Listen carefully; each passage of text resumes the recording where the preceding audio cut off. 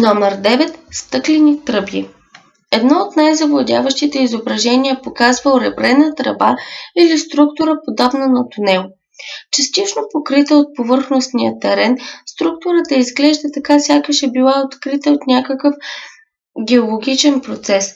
Структурата наподобява така наречените стъклени черви, открити на други снимки, въпреки че на тази липсва прозрачното или полупрозрачното качество на червите.